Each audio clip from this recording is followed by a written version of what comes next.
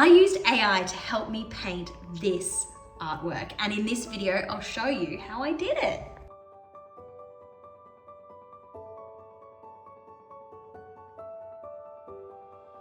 Surely I'm not the only person with this problem. I like art and I have ideas about what art that I would like to have, but I don't have the skill to create it myself.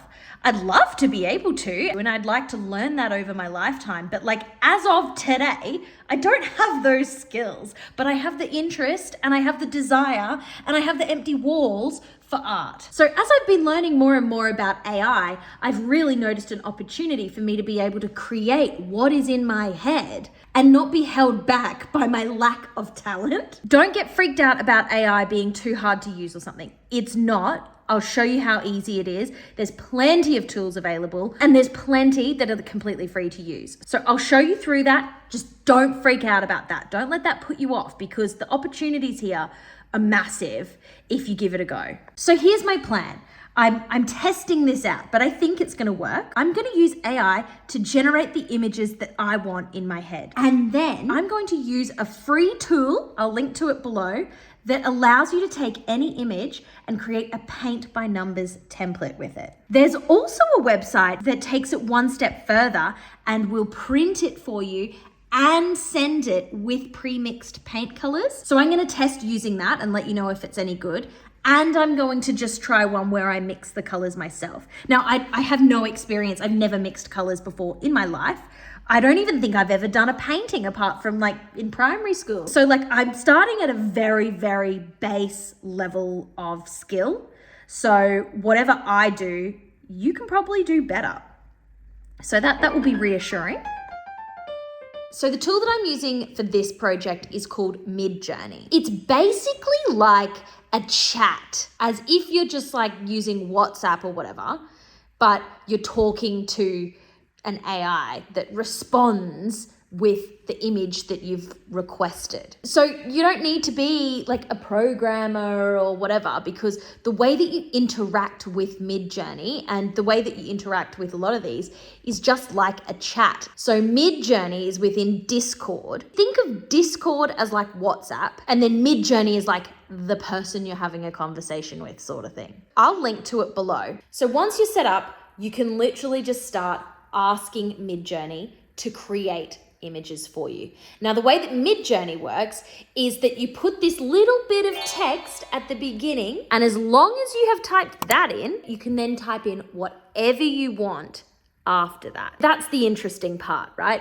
That's where you can say what you want Midjourney to create an image of. So when you put in a prompt, Midjourney will come up with 4 options of images, and you can go from there, click on the results if you want to get variations of each one or whatever. So as you start to put your prompts in and see the images that come back, at first it's really just incredible, but as it progresses, you might get a little bit frustrated because you realize that you're unable to describe exactly what is in your head, especially if you're referring to, and you inevitably are, referring to certain art styles or image styles or photography styles or whatever. I have found an amazing tool that's really helped me be able to articulate myself better. It's literally a free website that anyone can use. So I'll link to that below. So this website is called Mid Library.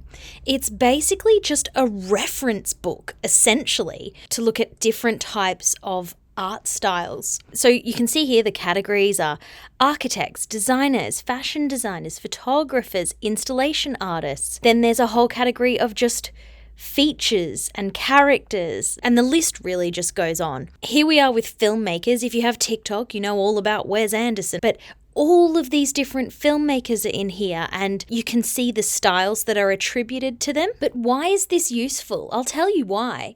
Because you can describe what you want in the style of any of these categories, and the AI will recognize it, and this is the style that it will produce the art in. So let's look at painters.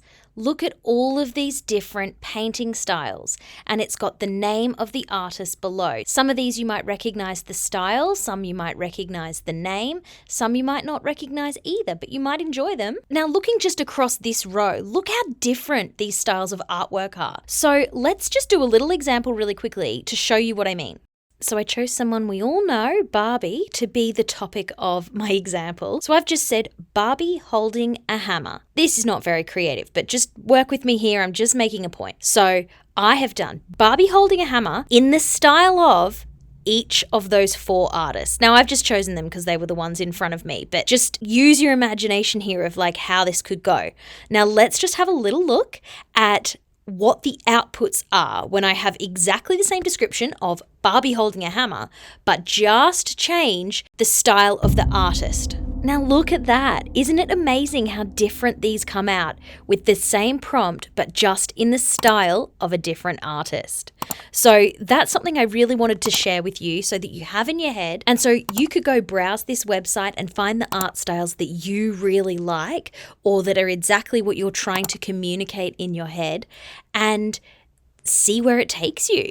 Now you can see that these images are so different. I have written the same base prompt and the only thing that I have changed is in the style of and then the artist. And this doesn't even include the ability for you could write paragraphs in detail about the description of what you want to see. I've just done it really simply to demonstrate. So what I really want is, for some reason in my head, I just have an image that I want of brightly colored leafy oranges on a pink background. Now I've generated a few images with AI. The important thing that I need for this, I think that's really important if you want to convert it into a paint by numbers template, is you don't want it to be too detailed or to have too much dimension that's like too hard to replicate. I want something that's more simple in its painting style because I don't have much skill, basically. So looking at what I've created, I like this. I've decided that I want it in a portrait format, so I've extended it just in Canva and then created this final file. So here's the artwork that we're working with. We've got the design complete.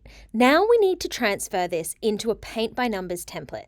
Now, luckily, there are a ton of websites that literally convert any image into a paint by numbers template for free. All you need to do is upload your image and click process image. So I'll leave it linked below, but basically you just upload your image, and people do this with photos and all sorts of things. So it's converted it into a paint by numbers template and also has got the little palette there. You can, within this website, just order a paint by numbers kit from it.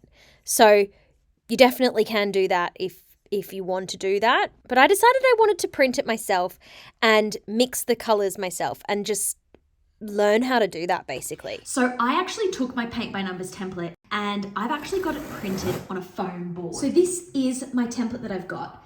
Now, if you really wanted to, if you didn't want to do any painting, you could just get the image that you generate and get it printed on a board, and that's a piece of art in itself. But I really wanted to do the paint by numbers, hence why all the numbers are here. Now, when you do the paint by numbers, it does sort of simplify the detail. So that's something you want to keep in mind, that if you get something too detailed, you'll lose a lot of that detail when you convert it to paint by numbers. But anyway, so this is what I have. And I decided to get it done in color just because I'm gonna have to learn how to mix paints and everything. So I'm really starting from scratch, but normally a paint by numbers template will be black and white. So for me, I'm just starting like at super, super beginner level, and hopefully it turns out well. Now you'll notice that at this point here, it sort of drops off and I'll have to sort of freehand that bit. But I think because it's a background and just only like one little stem of a thing, I'm hoping that as I go through it, I'll feel confident to sort of resolve that, at the end. So we'll see how we go. So we're ready to get started, and I was kind of nervous about where to start, but I just went for it. And I found that mixing colours is not as hard as I thought it was going to be. So because I don't know that much about mixing colours, I bought quite a big selection of colours to help me. I'll link to these ones below, and I'll link to the paintbrushes I used below. You definitely need really small paintbrushes because especially in those little detailed areas. I did find sometimes I needed the smallest paintbrush, and I constantly had to keep washing that one because the bigger ones just weren't small enough for the tiny little spots all throughout the painting. So that's something to keep in mind. For the one that I did after this, I bought a whole set of really small brushes, and that made it a lot easier because I just had so many to choose from. You definitely need to be patient, but what I learned from this entire thing was I actually felt myself getting more relaxed and more like into it as it progressed. So I can really see why people enjoy painting as a pastime, not just to create art, but like for the enjoyment of doing the art itself, because I really did feel myself sort of just relaxing into it. And instead of feeling like I was getting the answer right or wrong by mixing it right or wrong, I just sort of went with the flow a little bit more and enjoyed it as I went through it. And I really distinctly felt as I went through this that I became more and more relaxed about what the right color is and just embracing the vibes. And in doing so, I feel like that was my left brain gradually becoming more activated, whereas when I started, I was very right-brained of let's get the perfect color in the perfect spot and don't go outside the lines, when really it's more about blending. And the rules about blending are a little bit more vague, and you have to just embrace it and go with it rather than have sort of strict rules.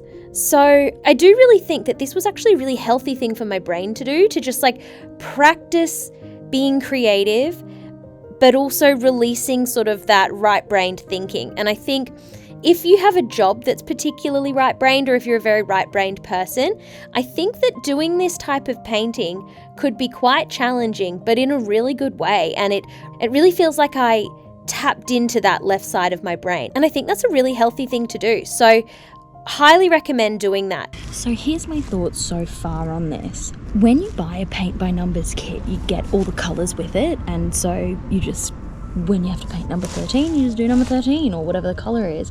But because I've made this one up, I have to mix the colours myself, and I'm not very good at that, although I'm getting better and I kind of like doing it. But what I'm realising is you don't actually need to be perfect with the colours, because the colours are only important to be what they are in relationship with each other. So as you don't have to have exactly the right shade of orange, you just need to have one that is proportionally right in comparison to the other shade of orange. So it just needs to be a bit darker.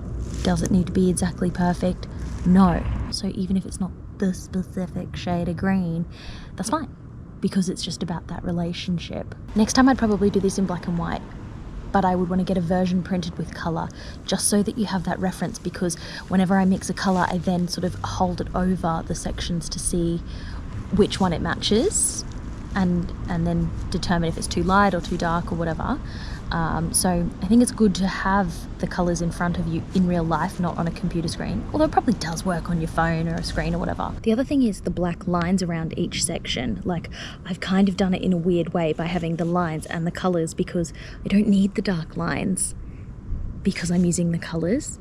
And so the lines are just these sections now that are a bit of a pain to deal with, because I'm having to push up the paint thicker around those areas to cover it. And then I also do have to do that over the numbers, because the numbers you can see, so you have to put down a thicker bit of paint just to cover that. But overall, I'm enjoying it so far. So as I reached the end of this painting, I had a delivery, and that was for a second version of a paint by numbers template that I made. And this is one of the ones that comes printed out for you, and they give you the pre-mixed paints. Now, this one was not as successful as my first one. I thought it was going to be easier because their colours were already there. Like, that should be a lot easier and make it a lot more enjoyable. But I had a spooky feeling when it arrived that something was not right. And I probably also picked the wrong image. But when I saw the paint colours, I wondered why there was purple. But I just thought, let's just trust the process and just do it. Just calm down. You don't know the first thing about this, so just follow the rules. And as I continued it still did look weird. You could still, it sort of worked, but this bowl was supposed to be white and with grey shadows, and it was purple with purple shadows. And just as I continued to do it, I just got annoyed by it, because I was like, this isn't what I wanted. And I really kind of rushed into picking an image because I just wanted something that I thought would work as an exercise to paint. But as I was doing it, and especially with these weird colors, I was just like, I don't want this painting. I don't want it in my house, and I don't even want to finish it. So I chucked it in the bin. And then I did nothing for 6 months. I can't explain why. Maybe I was just defeated by that fail or something. I don't know. But finally I was back with some more images. This one of the carnation was actually inspired by my spring garden party, where I had carnations and a similar tablecloth. So I was just trying to take inspiration from things, and I don't know, just got a few images that I thought looked nice but also paintable. And then I actually printed them directly from Canva, which was way easier than the other printing services. But I just printed them as posters, and I don't think that was quite the right surface. You'll see as we go. But still, we're making progress. The most progress we've made in 6 months. So here's my final choice. The reason why I've chosen this one is because I wanted to choose something that would have like a lot of realistic look and detail when I paint it, that will be like, wow, you painted that. And so I specifically was trying to get things that, yeah, I could do something very zoomed in and do a lot of detail, but also not too much detail, that it could just be an interesting thing to look at, that could be like cool that you painted it yourself, you know, like something abstract wouldn't be worth doing because like I can do abstract things already, but I can't do this kind of thing without a template like this. So I do think that picking the right thing is key. And to be quite honest, I've actually been quite excited to get started on this. And I think I'm probably going to end up painting all 3 anyway. And then I can have a look at them, maybe frame them elsewhere, just keep them. But I really, really enjoyed painting the last one. I would say as well, you can get them without the colors, so they're just like black and white. But I've decided that with something like this, I think I'd just prefer it like this. And like at this point you go, well, what's the point? It's just like coloring in. It's like, yeah, well, that is what it is. It's coloring in with paint. Let me have my fun, you know? It still is going to have paint on it and look like a painting and be something that I've made. So let's just get started. I'm really excited to do this. So I've got my little acrylic sheet and I'm just going to literally use it. And this is going to be a little bit clever actually, to put over the areas that I'm mixing colors for, to try and get it as close as possible and go from there. So the next thing is, what color do I start with? Don't know. Have to see. So I've started this painting and it's okay, like it's definitely enjoyable to do, but what I'm finding is I'm actually really starting to like painting, and I feel like doing this paint by numbers has given me the confidence to make me think that I could try to paint normally whatever I want to paint. Whereas before I felt like, well, obviously I can't do something like that. But now I feel like I probably could. There's lots of videos on YouTube of people teaching how to paint, and I think I'm going to watch them and learn. But so where I'm at now is I think I want to improve my skills with painting and like mixing colors and blending them together. I did experiment a little bit with blending in some parts of this, and they're the bits that look way better. And like, I just didn't have confidence to do that really when I started, but by the end of it, I did. And interestingly, I found the same thing with this one that I've been working on, that as I've progressed through it, I felt more confident and just going, oh, just do a little bit over here, a little bit over there. Whereas before I was like, ooh, cannot put the color where the color doesn't go, you know? So I've definitely felt myself relaxing into it and like enjoying painting, and yeah, kind of like feel like I could try doing a proper painting now.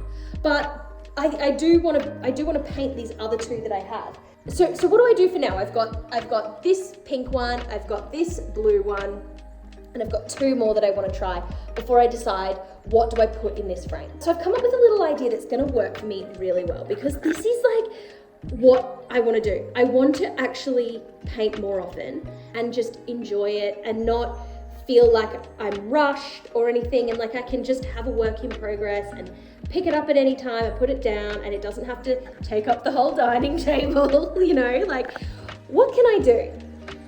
So I've had a little brainwave. So I've bought these on Amazon. I didn't realize that I was getting 20 of them. I certainly don't need 20, but these I'm just gonna use to clip the art together and hang it on the wall. And then it's displayed, but I can change it easily. It's very informal. I can take it down, start painting something else. If I get bored of one, I can move on to another and always come back to it. But it's also out of the way. And also, if I've been painting and it's still a bit wet, it can dry hanging up, you know? So I'm just gonna hang it like this on the wall. So what I was originally thinking of doing is making my own like clipboard and putting this on the top and hanging like a clipboard on the wall. But maybe I'll do that, but I just don't think I need to. I just think like that piece of art, keep it moving, you know? And like I've got 20, so I can put them all around the house.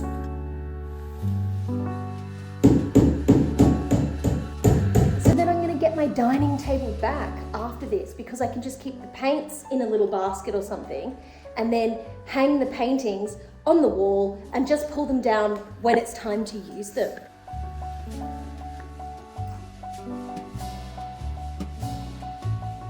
So now that this is up here, I'm going to continue with this other one that is almost finished. It does look kind of good. I'm not very happy with the blue stripes on it. I think I got the colors wrong. I struggled sometimes to mix some of the colors. But I'm gonna continue with this one, and then I've got the other two that I need to do. And then once they're done, then I will pick which one goes in the frame. Now the pink one won't go in the frame because it's not quite the right size. Or is it the right size? Let's just have a look. I'll take this off. It actually could fit, but I need to get a new mat because it's got this sort of dated old one in it. Okay, so it's actually, they're all in the running. First one, second one, and then the other two that I haven't done yet. Depending on which one I pick, I then will probably get a mat that makes sense with it. See how here, like, I definitely made mistakes here where I didn't fill the colors in enough. And you can see the edges. It's not the end of the world, but then some of the areas over here where I blended a little bit more look way better. These edges, for instance, I should have blended this orange and this red together all around this edge. Like, you feel like you're not allowed to do that, but you are. It's your art. You can do whatever you want. So I might even come back and like touch this up, maybe. We'll see how we go. But I fully feel like I'm turning into an art person now. Like, I'm into doing this. This one definitely looks good from far away. So maybe this one could be a front runner just because of that, of the fact that it will look good from far away. So like on a frame, on a wall, standing back, it will look good. So maybe it's a front runner, I don't know. I'm gonna post them on Instagram as I work through them. I'm gonna take my time and enjoy it. So make sure you follow me on Instagram if you wanna see how this goes. And I'll leave linked below everything I used for this, including the paints and the little clip that I bought, but of course, midjourney and the website that I used to convert it to the paint by numbers, the one that I liked, not the one that I didn't like.